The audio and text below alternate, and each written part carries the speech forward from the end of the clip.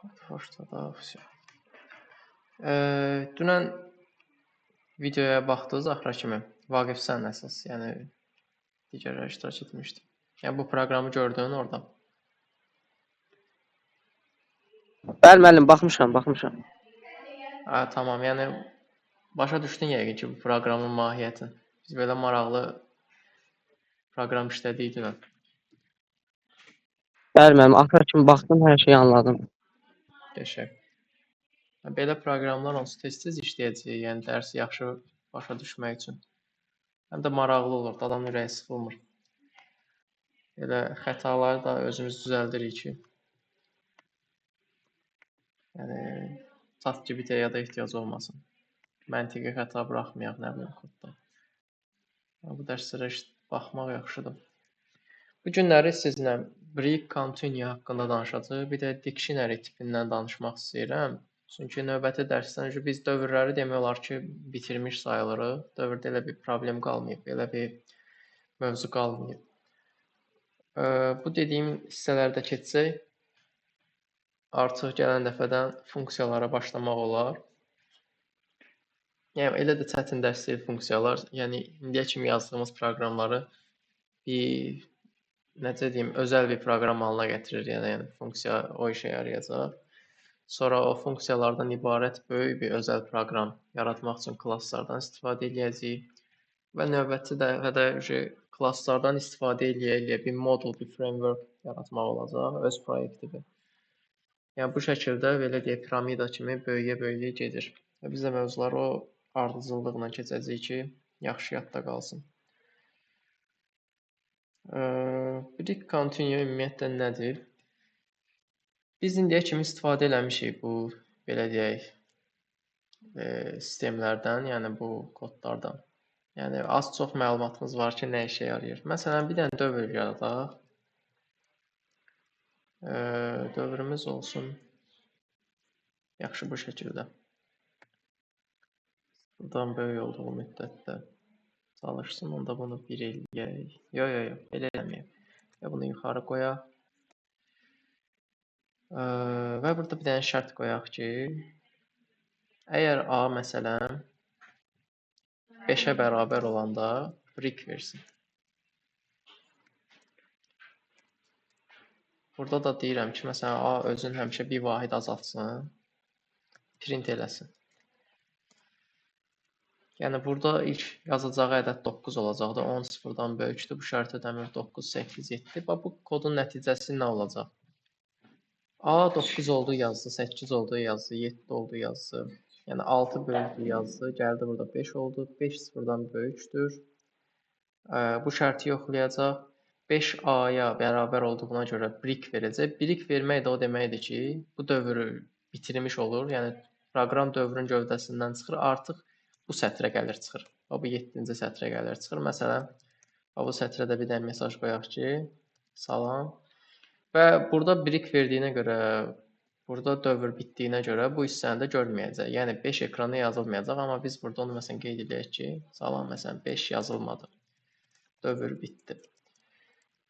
Break bu işə yarayır. Yəni sən yazdığın kodu qoyduğun şərtlər əsasında, yəni həmin şərt ödədiyi müddətdə dövrü bitirir. Proqramı bir növ dayandırır, yaxud da sıradan çıxarır, belə də demək olar. Bitirir və növbəti sətrə keçir. Növbəti sətr deyəndə də dövrün növbəti sətrinə keçir. Məsələn, dövrdən gələn növbəti sətr budur. Bunlar isə dövrün gövdəsidir. Bu şərt if-in gövdəsidir məsələn, bu dövrün gövdəsidir. Yəni burada növbəti sətr anlayışı break-dən sonra, yəni bu while-dan sonra gələndir. Yəni bu print. Gəlin bir dənə yoxlayaq. Bir dəqiqə kimsə. Məsələn, necə deyir?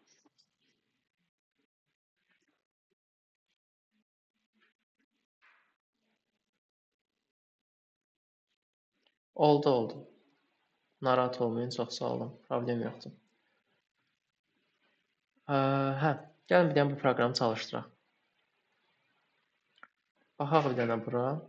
Burada 5 yazılmadı deyəndə 5 yazılır. 4 yazılmır. Nəyə görə 5 yazılır? Çünki biz dedik ki, 5 bu şərti ödəyir. Artıq 5-i burada yazıb da bu. Print A olanda artıq 5 burada yazılır. və 5 müsbət olduğu üçün təzədən dövrə girir və bu şərti yoxlayır.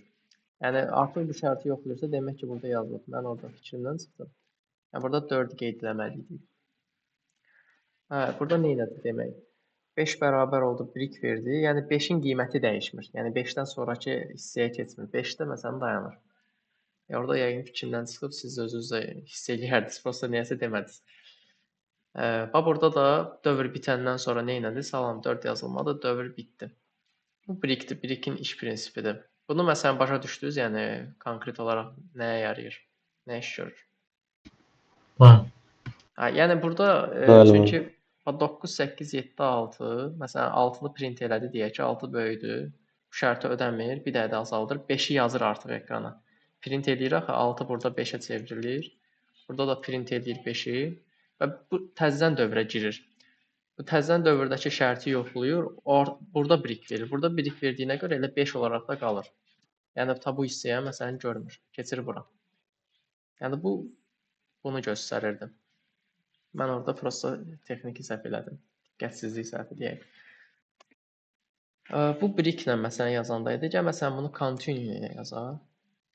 Continue ilə deyə də bilmirəm buna. Continue ilə yazsaq görək nə olar. Yəni davam etmə. Continue'nun mənası odur ki, continue. Davam et. Yəni o deməkdir ki, həmin şərt ödədiyi müddətdə necə davam edəcək? Bunu belə deyək, offside da saxlayacaq. Təzədən dövrə girəcək. Bu şəkildə bu sonsuz dövr olmuş olacaq. Dəqiqə. Hə. Bu şəkildə bu sonsuz dövrdə olacaq. Nəyə görə? Baxın bir dənə. Məsələn, yenə bu hissəyə kimi gəlir. 5 oldu burada artıq. Gəlir bura məsələn yoxlayır. 5 sıfırdan böyükdür. Bəli, 5 A-ya bərabər olanda continue eləsin. Continue eləyəndə artıq bu gələcək təzədən dövrü çalışdıracaq. Birik kimi bitirməyəcək. Yəni deyir ki, 5-dən sonra 5-i yazmasın, yəni bu hissəni çalışdırmasın. Gəlsin təzədən dövrü çalışdırsın. Dövrdə iştirak eləsin. Məsələn, bir dənə yoxlayaq. Bax görürsüz dayanmır. Bu sonsuz dövrdür əslində. Yəni bir növ burada proqram dayanmır. Bunu kontrol dəqiqə. Məsələn, bunu Visual Code'da Ctrl-C ilə dayandırırdıq. Burada nəsə dayandıra bilmədik. Məsələn, bu şəkildə dayandıram. Amma gəlin bunu məsələn bu hissəni yuxarıda yazaq. A minus bərabər 1 print A. İndi baxın. Yəni biz ona sonsuz bir şeyə düşür. Yəni hər dəfə A 5-ə bərabər olur, hər dəfə dövrə girir, hər dəfə A 5-ə bərabər, hər dəfə dövrə girir. Continue eləyə dayanmır da belə bir növ. Anladınız yəqin ki o hissəni. Amma bu hissədə olanda necə olacaq? Bir növ gəldi yazdı. Məsələn 6 0-dan böyükdür. Burada 6 5 oldu. 5-i yazdırır. Printi burada vermişik deyə. Printi də gələ aşağıda verərdik. Nəysə. 5-i yazdırır. Burada şərt məsələn 5-ə bərabər olur. Continue verəndə gedir yuxarı. Yəni burada hamısını yazdırır əslində. Yəni burada bunun bir önəmi qalmır. Printi gələ aşağıda verək. Gəlin məsələn bir dənə yoxlayaq. Məsələn görürsüz 5-i yazır. Çünki 5-i yazır və 5-i bu şərti yoxlayır və burada yenə continue bir önəmi qalmır. Ona görə gəlin bunu burada yox, burada yazaq ki, artıq nəhayət continue-nun önəmini tapa bilək. Hə. İndi baxaq. Məsələn 6 idi, 6 0-dan böyükdür. Bəli, 6-dan 1 çıxdım, 5 oldu. 5 şərtində continue verəcək, gələcək bura. 5 0-dan böyükdür. Bəli, 4 olacaq. Bu şərti ödəmir və 4 yazacaq. Yəni 6-dan bir növ 4-ə keçəcək. Bax bir dənə bu hissəyə diqqət edin, başa düşəsiniz. Gördünüz? Yəni ikisi də nə edir? Yəni birik də verdiyin yerdə, continue da verdiyin yerdə dövrdən sonrakı hissə icra olunmur. Continue dövrü təkrar başladır. Yəni həmin şərt ödəndiyi müddətdə o hissə məsələn qeydə alınmasın, təzədən başlasın, başqa elə bil ki, növbəti dövrə keçsin.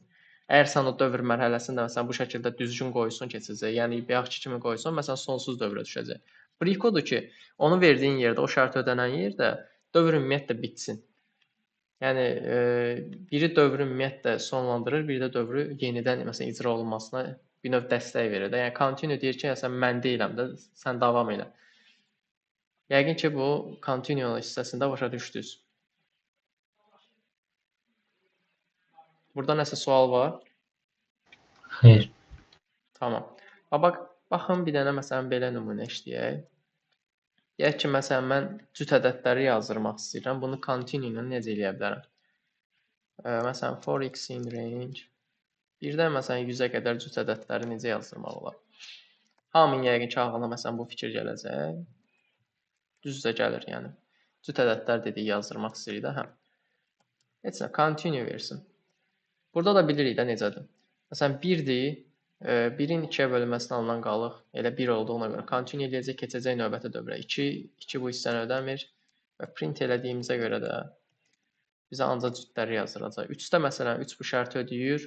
Ona görə təzədən dövrə girəcək. X4 olanda artıq printi çalışdıracaq. Gəlin məsələn yoxlayaq. Cüt ədədləri bizim üçün yazdırdı. Aydındır? Continue. Bir dəyə də nümunəni göstərdim. Continue-nu məncə tam başa düşdüyü nə işə yarayır. Continue ilə birlikdə məsələn çox istifadə edirik və mən indiyə kimi proqramlarda da istifadə eləmişəm. Məsələn siz özünüz də məsələn keçən dəfə proqramlarda işlədiniz. Bir də break məsələn nümunə göstərək. Nə olsun? Məsələn elə qoyaq for x in range. Biraz belə random bir aralıq yaradaq. Məsələn, sözümüz də bilmirik məsələn nə işə yarayır. Bu aralıqda hansı ədədlər olacaq? 1, 4, 7, 10, 13. Məsələn, elə qoyaq ki, 16 olacaq yəqin ki. 16-ya bölünən olanda, məsələn, break versin. Bir dənə break versin. Əks halda da print eləsin. X məsələn, görək nəticə nədir. Yəni, burada bir növ deyirəm ki, 16-ya qalıqsız bölünən bir ədəd tapanda, yəni burada bir dənə 16 da olsun. Break versin, yəni dövr dayansın. Ona kimi də yazdıracaq. Məsələn, 1-i yazacaq, üstünə 3 gələcək, 4-ü yazacaq, 7-ni yazacaq, 10-u, 13-ü, 16 olanda artıq onu yazmayacaq. Yəni, axırıncı ədəd 13 olmalıdır. Bu da belə. Yəni, 16 şərti burada true oldu, break verdi və dövr sıradan çıxdı. Bunu da necə yoxlamaq olar? Məsələn, bura bir dənə atırıq ki, dövr bitdi. 13-dən sonra məsələn o yazacaq. Yəni, mütləqdir ki, break vermişsənsə dövr qutarır, dövrdən sonra keçir bu hissəyə. Bu da belə. Bunu da başa düşdük. Aydın. Tamam. Yəni, break ilə continue ilə məncə hələ ki, yəni bu qədər etməyimiz bəs eləyir. Növbəti dərslərdə də onsuz nümunələrdə istifadə eləyə onu başa düşəcək. Yəni bu qədər necə deyim, uzun proqram işləməyə dəyməz. Yəni bu sadə bir mövzudur. Termindir. Sadəcə 2 dənə termindir ki, sən dövr operatorlarında istifadə edirsən. Gəlin məsələn bir dənə tip keçək, dictionary tipi. Dict tipini yəqin ki, hamımız eşitmişik. Dictionary də lüğət deməkdir. Yəni elə deyirlər buna.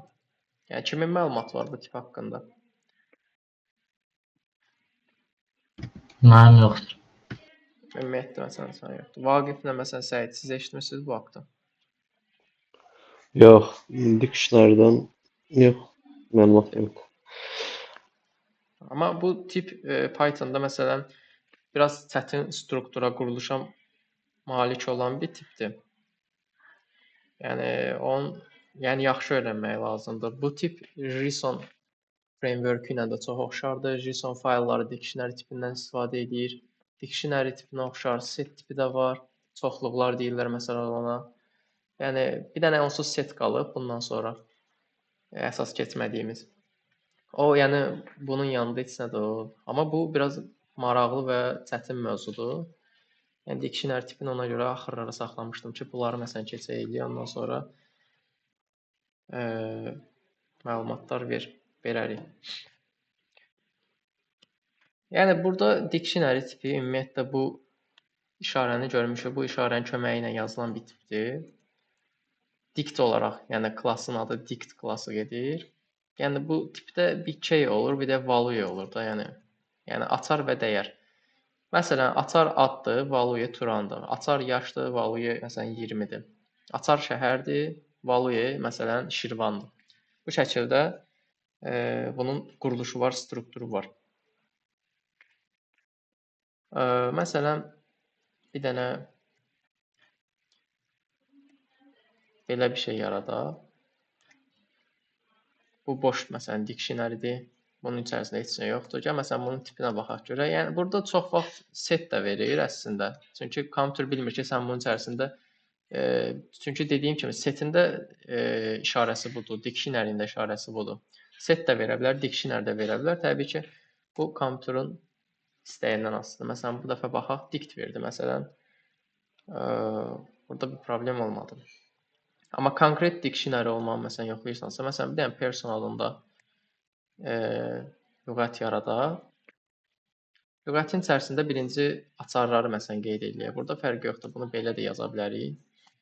Dırnaqla açarlarımızı qeyd edirik. Dırnaqsız yazsaq dəyişən kimi başa düşəcək. Ona görə sən string açar qeyd etməlisən. Təbii ki, yəni bu addır, yaşdır, soyaddır. Bunlar sözcüklərdən ibarətdir də. Məsələn, ad. Və açarı yazdıqdan sonra mütləq qoşa nöqtə qoymalısan. Sonra da açarın dəyərini qeyd elə. Açar məsələn dəyəri stringdirsə string, nə bilim, ədəddirsə integer falan o tipdə qeyd elə getsin. Sən ad indi stringdir, məsələn bu şəkildə qeyd edirəm. Vergülü qoydum. Bu bir açarın və dəyərin. Sənin bildiyin kimi bu sol tərəf açardır, sağ tərəf dəyərdir. Yəni bunu məntiq olaraq da başa düşürük yəqin ki. Yenə də açarı dırnaqla yazıram, qoşa nöqtəsini qoyuram. Artıq bura stringlə yazsam məntiqsiz çıxacaq və sən bunu da integer kimi qeyd edirəm. Bir də məsələn şəhər qeyd edək. Burada da olsun Şirvan şəhəri. Yəni burada vergül qoymağa ehtiyac yoxdur. Əgər növbəti açar yaradacaqsansa onu da qoy. Belə qoysun da xəta verməyəcək. Məsələn bunu print eləyək. Print eləyək personu. Görək bizə nəticəni nə verir. Ad Turandır, yaş 20-dir, şəhər Şirvandır. Bu şəkildə. Yəni siyahı ilə bunun fərqi ondadır ki, siyahıda məsələn indekslərdən istifadə edirsən, elementlərə müraciət edəndə. Amma burada açarlara müraciət edirsən. Yəni dictionary tipində. Sən məsələn adı çağırırsan Turan çıxır, yaşı çağırırsan 20 çıxır. Yəni siyahıda nətərdir? Deyirsən 0-cı yerdə Turan çıxar, nə bilim 1-ci yerdə. Plus da orada qruplaşmalar yoxdur. Məsələn burada bu qruplaşmadır. Bu qruplaşmadır, bu qruplaşmadır.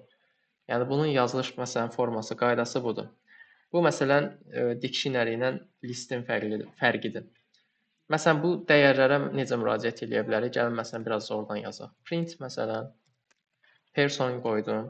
Bu hissəyə diqqət edin. Yazanda burada mən list mötərizəsi qoyacağam. List mötərizəsi artıq nədir? Bu person dictionary-dir. Sən burada list qoyursansa, artıq bunun daxilində nə varsa ona müraciət etmiş olursan və birinci olaraq açarı yazmalısan təbii ki. Açarı qeyd edəcəksən. İndi burada biraz məqamlar olacaq. Bu hissəni yaxşı başa düşün. Növbəti dəfə tam deyəcəm hansı məqamı deyirəm. Sən artıq buradan bir açar qeyd eləməlisən. O açar da olduğu kimi, burada dırnaqla yazmısansa, burada da dırnaqla yazmalısan. Dəyişən isə dəyişən kimi qeyd elə. Məsələn yazıram ad. Ad yazıram və nəticəni görəcəksiniz. Turan çıxdı. Bir dənə bu hissəyə məsələn diqqət edin. Burada yazılışlarda çox məsələn səhvlər falan ola bilər. Məsələn çaşarsınız bu mötərizəni qoyarsınız. O da bir səhvdir. Və yaxud da nə bilim gəlin məsələn yaşa müraciət edək. Bax görürsüz özü şeydə verir, dırnaqda verir. Mənim səhvimi düzəldir. Bu şəkildə bir də bunu alternativ olaraq necə yaza bilərik, danışa bilmədim. Person nöqtə. Bunun metodları var və metodları biz bu dərs inanmıram. Hələ bu qədər istəmirəm məlumat verim. Gələn dərs metodlarından da danışacağıq. Person get məsələn nəyi? Yenə də qeyd edirəm. Məsələn yaşı və yaxud da şəhəri qeyd edək. Və çalışdıraq Şirvan. Yəni bunu ya bu şəkildə yazacaqsan, ya alternativ olaraq bu şəkildə. Bu indi metoddur, sadəcə həmişə bu şəkildə yazmaq kəlməsi çıxartdım ağzımdan. Yəni deyirsiniz ki, yox bunun belə yazılışı da var imiş. Ona görə deyirəm ki, metodları keçəndə məsələn daha ətraflı görəcəksiniz. Bir də dictionary metodları fərqlidir və digərlərindən maraqlıdır və çətinləri də var. Məsələn, gəl istəsəz belə, hələ ki məsələn biz bu şəkildə keçmişik deyə belə yazacağıq. Metodları keçəndən sonra bu şəkildə də yaza bilərik. Aydın oldu məsələn bunlar. Burada məsələn nə tip sual var? Hocam. Yəni hələ ki öyrənməli olduğunuz şeylərdir. Məsələn, Aydındır. yazılış qaydalarına diqqət eləyəcəksiniz, çağırma məqamlarına diqqət eləyəcəksiniz və s. Sonra dictionary-də məsələn update funksiyaları var. Update funksiyaları biz məsələn Python-da nəyə deyirik? Güncəlləmə deyək də buna bir növ, dəyişmə.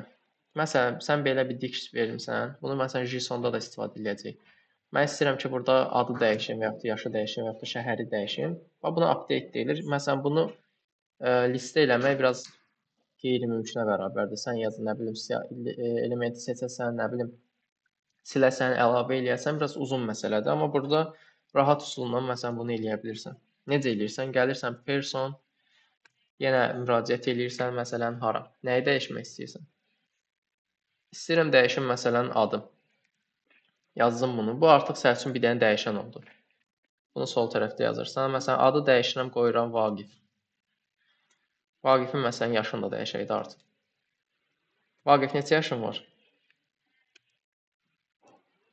17 yaşım var mənim. Mən 19 yad gözləyirdim. Sən Vaqif 17 nədir sən daha?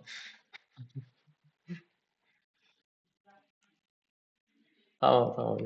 Cavan oğlanam da mənim. Allah ömür versin. Bu şəkildə dəyişiklikləri elədik. Burada bir dəyişən yaratdıq özümüz üçün. Buna məsələn biz update funksiyası deyirik. Məsələn, bura bir dənə qeyd edeyim. Yəni güncəlləmə bu yeganə bu tipdə olur, yəni bu şey. Bunlar belə birləşdi. Nəysə. Qalsın belə. Hə. İndi print eləyəcəm personu, yaş, ad dəyişəcək, yaş dəyişəcək, bir də şəhər dəyişəcək. Vaqif, yaş 17, şəhər Şirvan. Yəni indi də müraciət eləsəm, dediyim kimi müraciəti tamamlayacaq. İndi gəlin məsələn buradan açarları silməyə baxaq. Açarları silsək nətər silərik? Məsələn, gəl bir dənə bura bir dənə açar əlavə eləyək. Məsələn, nə? Olsun job yazaq. Job niyə yazırıq? İş yazaq deyə də. İndi mən ingiliscə yazıram. Məsələn, yazaq tələbə. İndi Vaqifdən gedir də söhbət. Update-ə məsələn təbii ki silmək də daxildir. Məsələn, burada əlavə etmək varsa silməyi də ora qeyd edə bilərik. Bir bu şəkildə yaza bilərik. Del. Burada məsələn görmüsünüz yəqin ki, delete sözünün qısaldılmasıdır, yəni del. Person, yəni dictionary-mizi yazırıq. Nəyi silmək istəyirəm? Məsələn, mən işi silmək istəyirəm burada. Gəlirəm bura bir dənə mötərizəmizi qeyd edirəm. Sonra da işi qeyd edirəm. Bir dənə burada print eləyək məsələn personu. Gəl elə burada eləyək ki, biraz dəyişiklikləri görək. Birinci məsələn adı dəyişdi, yaşı hələ ki dəyişməyib, şəhər Şirvan, iş tələbə. Sonra adı dəyişdi, yaşı dəyişdi. Yəni ad dəyişmişdi, yaşı dəyişdi. Bir də işi sildi məsələn. Dellə işi sildi. Başqa cür necə silə bilərik? Pop metodunu yəqin ki məsələn görmüşük. Burada bu şəkildə gedir. Table mapping. Listlərdə məsələn necədir? Bir dənə baxaq. Listlərdə list adı gəlir konkret olaraq. O burada list. Amma burada necədir? Bir də bizdən key olduğunu deyir məsələn ki, mutable mapping yazıblar. Bunun belə ingiliscə açılışını bilmirəm, amma dictionary-yə aid olduğunu göstərmək üçün və burada mənə deyir ki, key yaz. Açarı yaz ki, nəyi silmək istəyirsən. Mən nəyi silmək istəyirəm?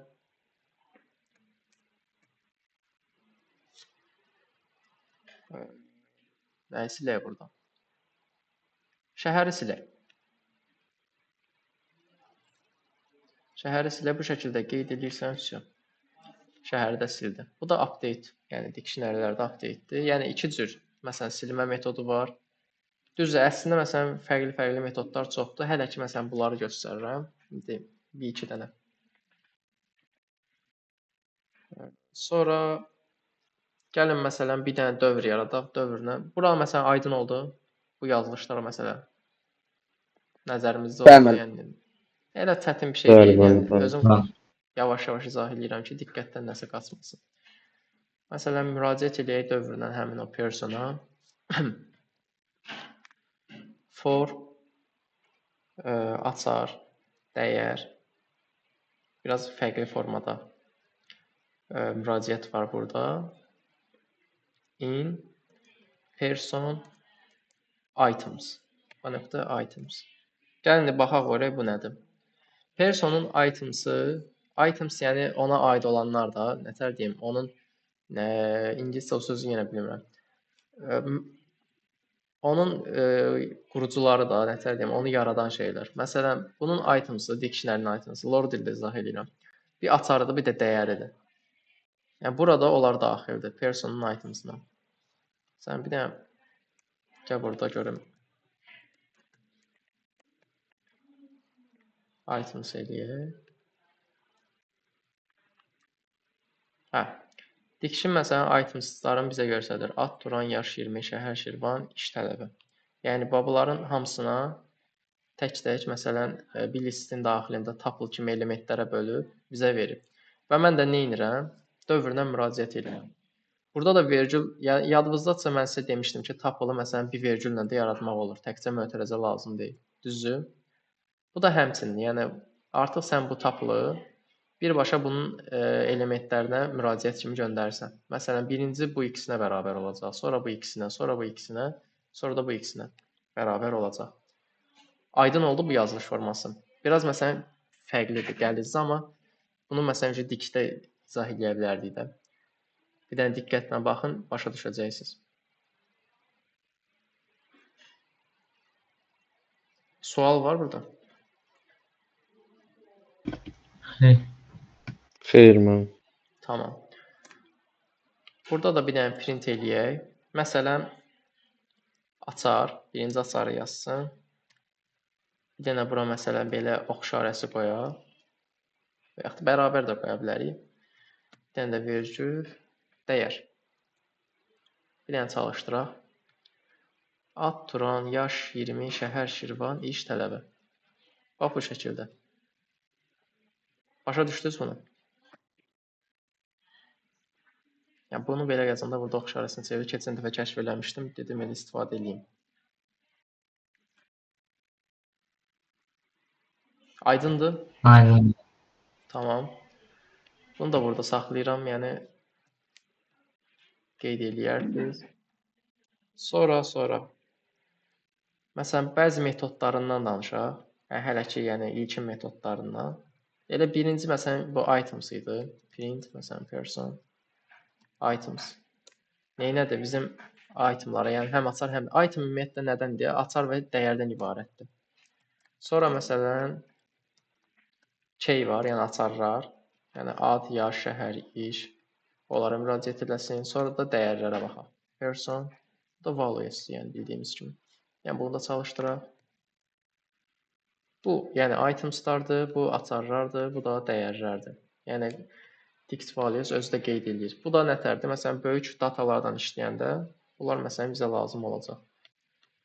Belə amma metodları çoxdur. Yəni person.yazsaq görürük ki, məsələn burada items, case'dir, pop'dur, get'dir, istifadə elədiyi values'dir. Copy-ni bilirik. Clear təmizləməkdir. Yəni bunlar da ki, elə istifadə olunmur əslində, amma nümunə kimi məsələn demək olar. Clear məsələn təmizləyir, silir hamısını. Copy onu listədə istifadə eləmişik, kopyalayır. Pop item yəni xüsusi məsələn silim aparmaq üçündür. From case istifadə eləməmişəm açısında. Yəni belə məncə yəni açara müraciət eləmək kimi idi. İstəyirsiniz bir dənə istifadə eləyə baxaq. Görək. Məsələn nə işə yarayacaq? Person from case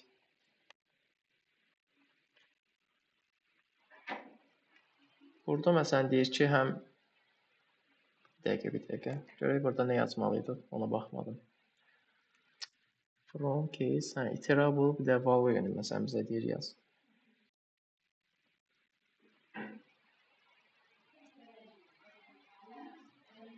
Burada məsələn Bu mənim ağlıma necə gəlir? Bunu bir dəfə haçansa istifadə eləmişəm. Bir dənə bura açar yazmalıydıq, səhv eləmirəmsə. Burada dəyər yazmalıydıq. Mənim ağlımda elə qalmışdı.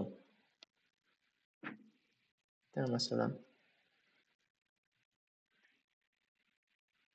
necə idi bir dənə?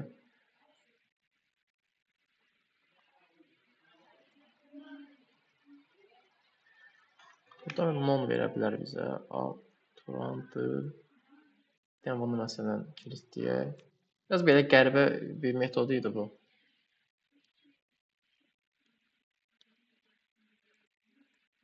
Təkcə bunu qeyd edəndə non verir. Bunu bilirdim. Gəlin məsələn təkcə bir dənə value-nu qeyd edək. Turanı.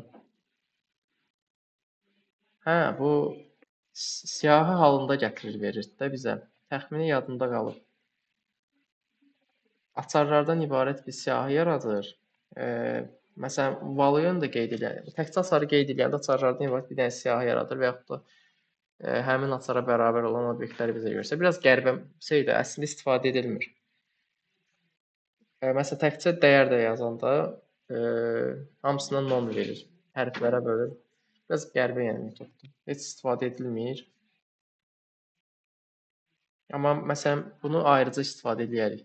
Bu təkcə necə deyim, başqa bir dictionary yaratmaq üçün də istifadə olunur. Yəni biraz necə deyim, qəliz bir şey var. Strukturu var, qəliz istifadəsi var. Yəni hələ ki bu qalsın, axıra bunu bir dənə axıra saxlayaq. Mən bunu axırda izah edəcəm. Hələ ki məsələn bunlardır. Dict-dən sonra məsələn bir dənə də istəyirsiniz nümunə işləyək. Buna indi axırda məsələn baxarıq. Məsələn tələbələr adında bunu kilidi alın.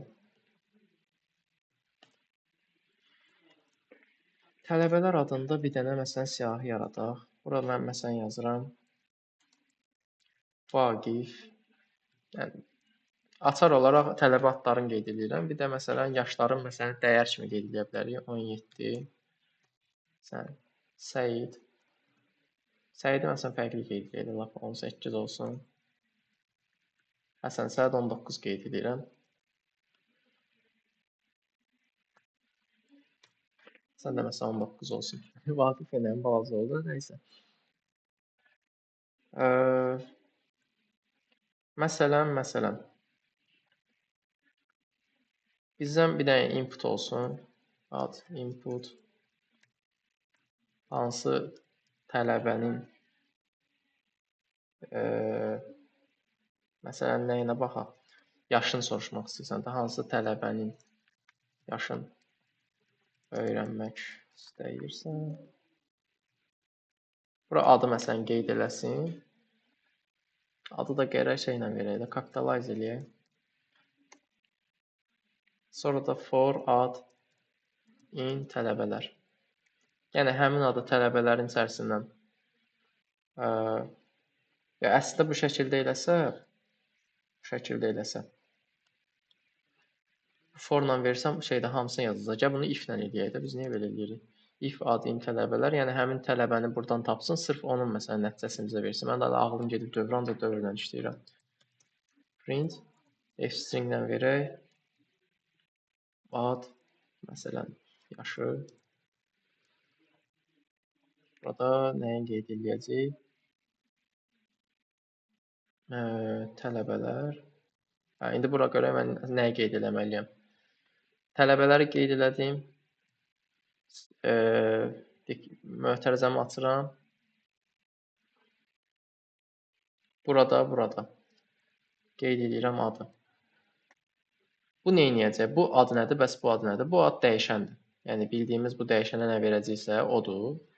Bu ad isə bizim keyimizdir. Dəqiqə bu niyə belə oldu? Bu ad isə bizim açarımızdır. Yəni bir dəqiqə mən bunu şeydə verməli deyiləm. Elə bu şəkildə verməliyəm dəyişən kimi. Bu adda, bu adda ikisi də dəyişəndir. Sadəcə buradakı ad, yəni bizə məsələn daxil etdiyimiz yazacaq Vaqif Səid Həsən, məsələn onların adını daxil eləyəcək bizə. Amma burada isə açar rolunu oynayacaq. Məsələn Vaqif yazmışamsa, Vaqif burada məsələn açardır. Onun dəyəri də 17-dir. 17-ni məsəl üçün bizə göstərəcək. Dəyərə məsəl üçün müraciət eləyəcək. Yəni fərq olaraq fərqləri budur. Amma ikisi də məsəl üçün ADO burada konkret olaraq dəyişən rolunda oynayır, amma sadəcə bizim işimizi bu şəkildə görür. Else-də heç nə, yəni belə tələbə tapılmadı yazarıq. Heç nə. Belə tələbə yoxdur. Yəni çalışdıraq məsələn hansı tələbənin? Məsələn Vaqif yaşı 17. Özüm kiçik hərflə yazdım ki, kapitalizin işlədiyi məsələn görsün. Sən Səid, yaş 18, Həsən, yaş 19. Bu şəkildə. Bir dənə də fərqli ad yazaq. Belə tələbə yoxdur, bu da gəlir. Bu proqramı başa düşdük.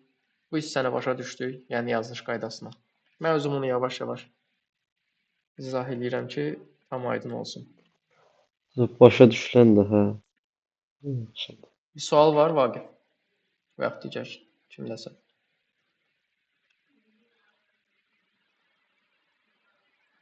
Sual yoxdur, yəni belə görürəm.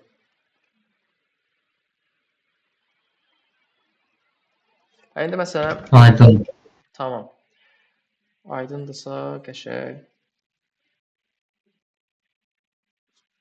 Bir dənə nümunə məsələn yazaq. Gəl bu from case-i məsələn görək nə işə yaradığını öyrənə bilirik. Gəl ümumiyyətlə məsələn buradan mislat verək başa. From case məsələn Python. Birinci görək haqqında məlumatdan sən burada nə yazırsan.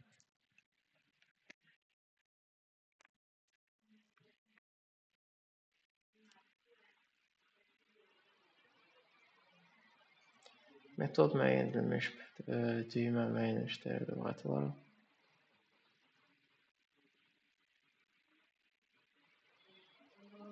Yəni burada mənalı bir şey verməyib bizə. Bunları məsələn biz də bilirik də. Nəsə biz özümüz bunu həll edəcəyik, narahat olmayın. Məsələn açarlar adında bir dənə siyahı yaradaq. Mənim belə təxminən ağlımda qalan bir nümunə vardı. O from case məsələn nəticəsini görmüşdüm.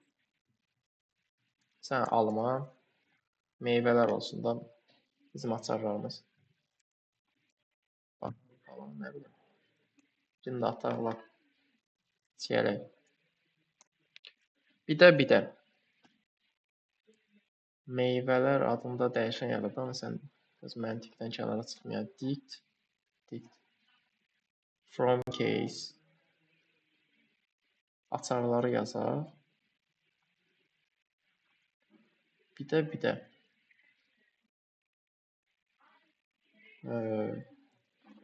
məsələn bu meyvələri indi bizə verəcək də. Yəni bir kilo hərəsindən bir kilo.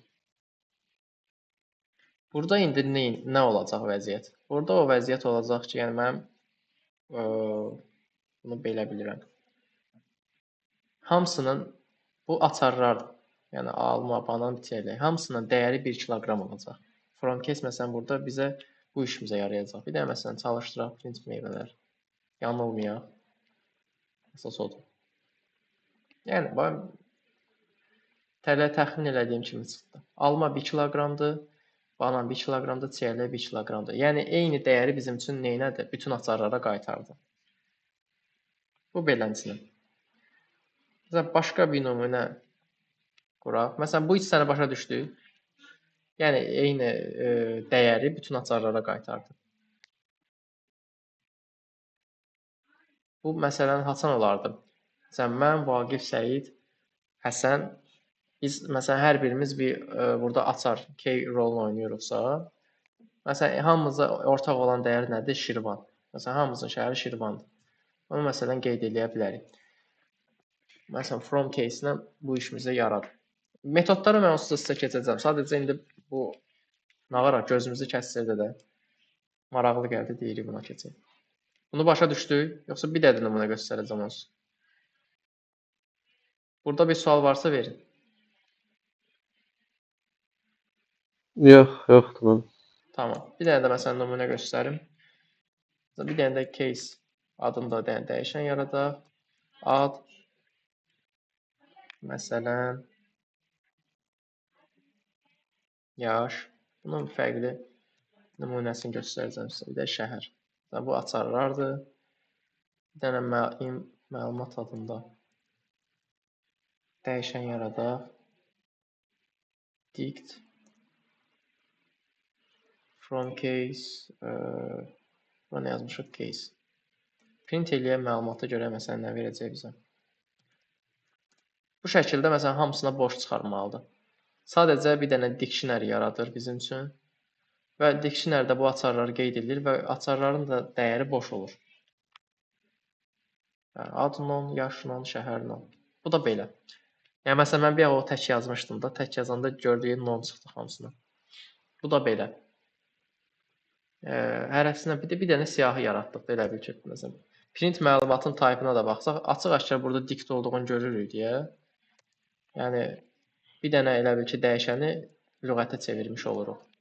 Sən baxaq, bir dənə dict olduğunu məsələn göstəririk dict klassından da.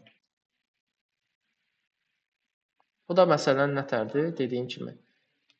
Açarları yaradır. Lüğətin içərisində avtomatik dəyər olaraq da bizə nə verir? Non verir. Mən artıq bura, məsələn, Tayburu tək-tək yaza bilməyəcəm. Turan, məsələn, 20 və yaxud da Şirvan. Mən bura nə versəm, hamısı, məsələn, buna daxil olacaq. Amma mənim ağlıma bir dənə, məsələn, fikir gəlir. Gəlin görək, eləyə bilərikmi? Valuya adında. Məsələn, bunları tək-tək eləyək. Normalda, yəni, bunun məqsədi odur ki, bütün açarlara eyni dəyərləri qaytarır. Biz biraz sıradan çıxaq görək. Alındıra bilərikmi, yoxsa yox? Yəni, mən bunu istifadə eləməmişəm bu metodu. Sadəcə qabağıma çıxıb və istəyirəm ki, öyrənim də. Yəni, beləsinə istifadə eləyə öyrəndim onsuz məndə. Yəni, Python onsuz da belə öyrənəcəksiniz. Qabağınıza bir dənə nöqtə qoyanda görəsiniz ki, nə bilim, burada belə şeylər çıxdı. Bunlar nə işə yarayır? Araşdıracaqsan, yəni işlədəcəksən, elə öyrənəcəksən. Olmasa da canımız sağ olsun. Əsas odur ki, biz məsələn nəyəsə çalışırıq. Bir dənə məsələn çalışdıraq. Bax görürsüz necə elədi? Hamısına eyni dəyəri atdı.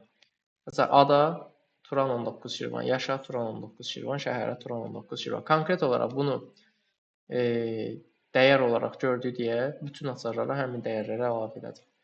Yəni o deməkdir ki, biz from case-i nə üçün istifadə edəcəyik? Yəni buradan gəldiyimiz nəticə nə oldu?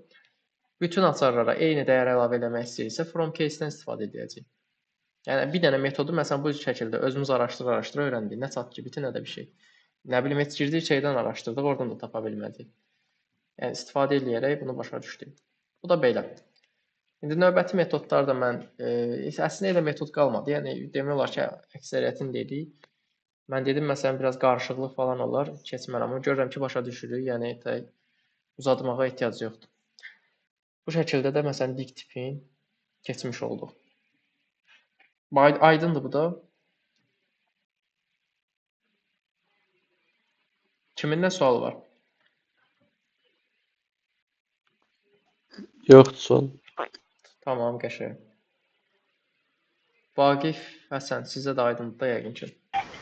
Aydındır ben. Tamam, Bəli. qəşəng. Yəni belə olanda rahatdır. Bizim bütün işlərimiz belə gedəcək. Məsələn, bir dənə belə bir şey yaradaq. Dict içində dict də yaratmaq olur. Yəni lüğət içində lüğət. Onu necə yarada bilərik? Bir dənə tələbələr adında görüm. Bunu kilitləmişəm. Bir dənə təzədən məsələn lüğət yaradıram. Bunu necə eləyək? Bax, burada indi bu hissəyə diqqət edin. Bunu da məsələn keçim. Sizi çox yormayacağam. Məsələn. Elə ada uyğun eləyək. Mən yazıram bura Turan. Bu açardır, düzdür. Bura bir dənə qoşa nöqtə qoyuram. Bir dənə də lüğət açıram. Artıq bu da oldu növbəti dict. Tələbələrdən Turana müraciət edəcəm. Turandan da onun daxilindəkilərə. Artıq mən burada yeni dictionary-lər yaradacağam. Məsələn, Turanın nəyi var? Yaşı var. Sonra soyadı var.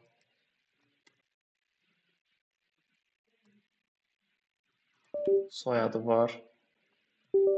Yəni sonra nə qeyd edək? Pulu yoxdur, o qeyd eləməyək. Sonra elə bunlar qalsın. İndi məsələn bu bir dikt hazır. Keçirik növbətinə. Bura bir dənə vergül qoyuruq. İkinciyə keçirik. Yazıram Vaqif. Bura bir dənə lüğət açırıq. Yaş. Yaşı qeyd edirəm. 17. Soyad. Məsələn, qeyd edirəm. Kərimli. Burada hamısının eyni hərf boyları falan hamısına diqqət edirəm deyə. Əslində burada necə yazırsan yaz. Sadəcə müraciət edəndə rahat olsun deyə eyni yazıram. Bu da belə. Buradan da vergülümüzü qoyduq. Növbəti məsələn tələbəni də yazaq. Səid. Məsələn yaşı 18. Səid soyadın nə idi? Xancanov müəllim. Hə, Xancanov. Düz yazsın məncə. Bəli. Hə, bu da oldu dikt içində dikt. İndi bunlara necə müraciət edəcəyik? İndi əsas məsələ budur. Məsələn, bir də nəticə adında dəyişən yaradaq. Results, tuşlar, sonuc, nə bilim, hər nəsə. Gəlin yavaş-yavaş məsələn yazaq. Məsələn, mən istəyirəm ki, tələbələrdən Vaqifin yaşını götürüm. Buradan necə götürəcəm? Bilirik ki, bura tələbələri yazırıq. Bir dənə nə yazırdıq bura? List mötərizəsi yazırdıq. Bura nəyə qeyd edilirdik? K-yə qeyd edilirdik. Düzdürmü? Mən indi burada bizim hansı K-lər var? Turan, Vaqif, Səid. Yazıram Vaqif. Yaxşı, mən bunu yazdım. Bir dəqiqə, bunu dırnaqda yazmalıyam. Hə, mən bunu yazdım. Print nəticə eləyəndə təbii ki, mənə bu hissə gələcək. Yəni, bir dənə baxın. Yaş 17, soyad Kərimli. Mən amma buradan yaşı istəyirəm, soyadı istəmirəm. Onu necə eləyəcəm? Onu da baxın, bu cür eləyəcəksiniz. Sən buradan bir açara müraciət elədin və nəticəsi budur. Bir dənə də bura mötərizə qoyursan, artıq növbəti açara müraciət eləmiş olacaqsan. Yəni, burada Vaqifin belə deyə bərabər olduğu dəyər dictionary-dirsə, sən bura bir dənə də list qoyursansa, demək həmin dictionary-nin açarına müraciət eləmiş olursan. Ya yaşa, ya da ki, soyada. Burada da 2 dənə açar var, yaş və soyad. Bizə nə lazım idi? Yaş lazım idi. Yazıram bura yaş. 2 dənə vagörsüz müraciət eləmə var burada. Bir dənə də belə yazaq, 17. Bir dənə soyadı da yazaq, Kərimli. Məsələn, tələbəni dəyişək. Rzayev, məsələn, Səid. Bu da Xancanov. Belə. Aydın oldu bu.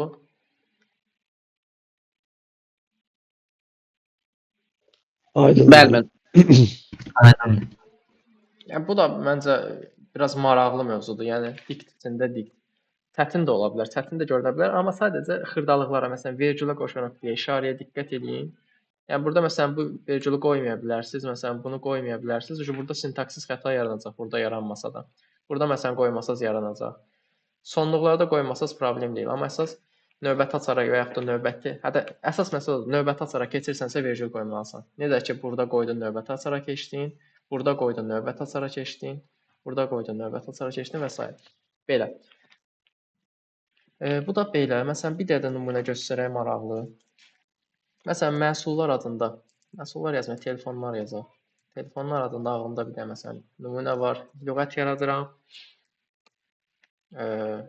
Bunların məsələn nəyi olsun? ID dəyərləri olsun da. Məsələn, 100, 101, 102. 100 ID dəyərində bir dənə dediyim kimi bu belə də yaza bilərsiniz. Şeydir, belə qarşı-qarşıya da yazmaq olar. Fərqi yoxdur. Məsələn, mən həmişə belə yazıram. Daha rahat, daha açıq görünsün. Həm də JSON-la işləyəndə belə daha çox yazıram deyə. Qarışıq görünmür də. Bir dənə belə uzun-uzadı bura qədər yaz. Məsələn, ad. Adı nədir? Telefonun iPhone 14 olsun. Vergül qoyuram, növbəti dəyərə keçirəm. Qiyməti məsələn olsun. Qiyməti də olsun nə? Yəni, bunu dırnaqlı da yaza bilərik, dırnaqsız da yaxşı, dırnaqsız yazaq, 3000. Yəni burada növbəti açar yoxdur, burada vergül qoymaya ehtiyac yoxdur, amma burada qoyursan. Keçsən növbəti açar, məsələn 101 ID nömrəli telefona keçək. Yenə ad. Bunu bir dənə qısaca yazım ki, kopyalayayım ki, vaxtımız getməsin. Hə. Məsələn, bura yazaq nə? Buradan mən biraz səliqəsizlik elədim, amma nəysə. Olsun məsələn Samsung S24. Bir dənə də baxaq, görə diqqətsizlik eləməmiş. Bunu məsələn silək. Qiyməti də olsun məsələn 2500. Random atırıq da yəni. Birini də yazaq var. 102. Copy paste elədiyim mənə yenə zibilə salacaq. Yəni onsuz da burada səliqəsizlik eləmişdim.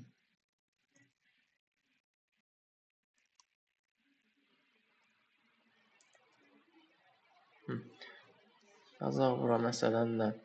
Nokia. Vergül. Burada qiymətin yazaq 25 manat. Bu da belə. Bu telefonlarımızdır bizim. Bu telefonları məsələn müraciət eləmək istəyirəm. ID dəyərlərinə görə. ID-ni məsələn, ID dəyəri nədir burada? Ya burada da dict içində dict yaratmışıq. Məsələn, bu rəqəmlər bunun ID dəyərləri olsun. Hər ID dəyərinə görə telefonun adı var, qiyməti var. Adı var, qiyməti var. Məsələn, mən ID-lərə müraciət etmək istəyirəmsə, bir dənə ID adında dəyişən yaradıram. Hər istəsən ad adında da yarat, fərqi yoxdur. Mən belə müraciət elədim də, yəni qısa olsun deyə. Input məsələn axtarmaq istədiyiniz telefonun ID dəyərini yazın. ID dəyərini yazın. Məsələn, indi deyək ki, bu yazdı. Yazdı məsələn 100. Buradan indi davamı məsələn necə eləyək? Yazıram məhsul. Telefonu. Mən niyə məhsuldan tutmuşam? Telefon. Telefonlardan həmin ID-yə müraciət eləsin. ID-yə. Telefonlardan həmin ID-yə müraciət eləyəndə artıq bunun bərabər olduğu hissə bunlar olacaq da. Yəni biz bilirik, ya bunu oradan öyrəndik. Bunlar olacaq və mən bunlara müraciət eləmiş olmalıyam ki, məsələn, nəyini öyrənmək istəyirəm? Həm adın, həm də ki, deyək ki, qiymətini öyrənmək istəyirəm. Bir dənə F-string ilə bir dənə print verək. Elə lap məsələn ID-sini yazsın. Bura ID yazaq. Sonra vergül qoyaq. Məsələn, telefon adı.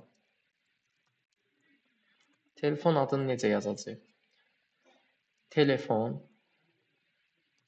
Telefon yoxdur, telefon. Mən telefon yazmışam. Dırnağın açsın. Artıq telefon dediyi nəyə bərabər olur? Bayaq bu hissəni dediyi ki, bunlara bərabər olur da. Düzdür? Mən telefona müraciət eləmişəmsə, yəni buradan adı axtarmaq istəsəm belə yazmalı deyiləm. Məsələn, dırnaq içində ad. Düzdür? Mən bunu bu şəkildə yazmalıyam. Məsələn, print telefon desəm bunu görəcəksiniz. Artıq elə bil ki, telefon bunu əvəz eləyir deyə, elə bir dənə buna bir mötərizə əlavə eləsəm bəs eləyir də mən üçün. Dəqiqə, nə oldu? Telefon ad. Bu mənə bəs eləyəcək. Baxın bir dənə, düzdür. Sual varsa deyin. Sual varsa deyin, bu hissəni bir də izah edeyim. Yenə bax, bu qiymətdə də göstərirəm, bir də fikirləşin, sual olsa təzədən deyim. Mən indi qiymətə baxmaq istəyirəm. Telefon artıq burada nəyə bərabər edir? Dedik ki, telefon bu açarların belə deyək, dəyərlərini. Açarın da dəyər təzədən bir dənə dictionary tipidir. Yəni mən bunlara müraciət eləmək üçün burada bir göstərdim ki, 2 dənə siyahı mötərizəsini dalbadal yazmalıyam.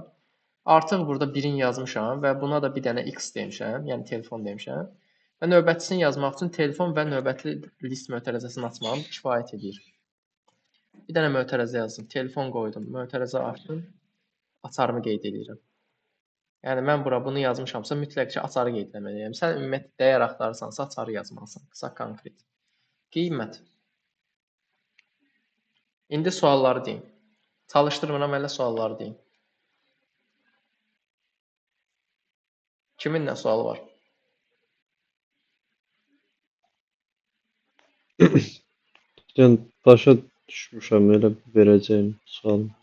Aydın müəllim. Onda bir dənə çalışdıraq. Axtarmaq istədiyiniz telefon ID dəyərini yazın. Məsələn, 100 axtarmaq istəyirəm. ID-si 100 olan telefon, adı iPhone 14-dür, qiyməti 3000-dir.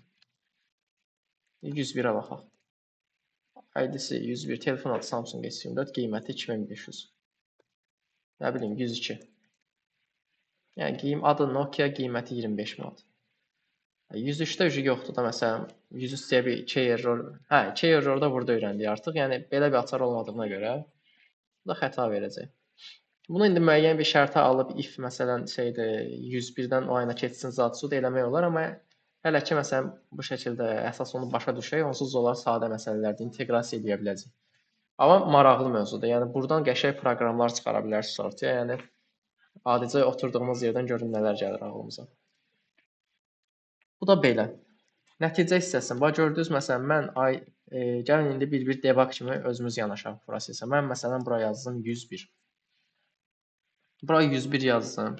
Gəlir telefon adında bir dəyişən. Telefonlar siyahısından 101 açarına bərabər olur. 101 açarın qiyməti budur. Buna bərabər olur. Məsələn mən burada print telefon edeyim ki, siz onu daha yaxşı başa düşəsiniz. Mən məsələn buraya 101 yazsam, burada artıq printdə bunu bizə çap eləmiş olacaq. Bax bu indi bu hissəni bizə çap eləmiş olacaq. Bir də təzədən məsələn çalışdıraq. 101. Onu çap eləmiş olacaq bunu. İndi mən buradan adla qiyməti götürmək istəyirəmsə, adla qiyməti götürmək istəyirəm. ID-ni heç bu ID-ni yazıram mən bura. ID inputdan vermişəm ki, STR olsun, çünki burada STR olaraq qeyd etmişəm. Açarları STR kimi qeyd etmək mütləqdir. Telefon adı. Dediyimiz kimi, gəl lap bir dənə o hissə. Baxın, mən sizə dedim, print telefon nədir? Bunu çap edəcək bizə. Mən ən xırdalığına qədər izah edirəm ki, sual qalmasın. Bunu çap edəcək bizə. Bir dəqiqə də burada enter basım. Bunu çap elədi. Sonra telefon ad. Yəni telefon bu klassdır artıq. Bu dictionary-dir. Mən buradan ad açarına müraciət edirəmsə Samsung S24-ü görəcəm. Qiymətə müraciət edirəmsə 2500-ü görmüş olacaq. Bu da belə. Bir sual var burada.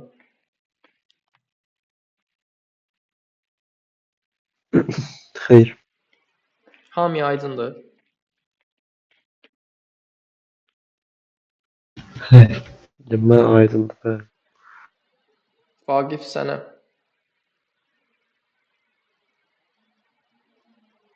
Həsənlə Səid aydındır dedi deyəsən. Vaqif Bəli, aydındır.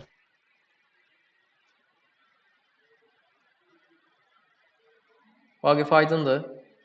Hələ fikirləşsən. Bəli müəllim, bəli, bəli. Tamam. Belə. Bir sual yoxdur ki burada. Ümumiyyətlə break continue dictionary tipi metodlar. Hələ məsələn üz-üzən danışdıq da, amma yenə də müəyyən hissələrə gəldik danışdıq. Yox, müəllim, normal. Başa düşdüm. Tamam. Aydındır, bəli. Onda elə mən sizi çox yormayım. Bu günlük bunlar olsun. Bir də növbəti dərs dedik 4-cü gün olacaq da. 4-cü gün inşallah bunu da qurtarmış olacağıq, həm də təzə mövzuya keçmiş olacağıq. Yəni bu da təzə mövzu olsa da daha maraqlı mövzulara keçmiş olacaq. Belə. Sual yoxdursa sağollaşaq. İnşallah növbəti dərsdə görüşək. Yaxşı, sağ olun. Sağ Sağ olun. olun. Sağ olun. Sağ olun.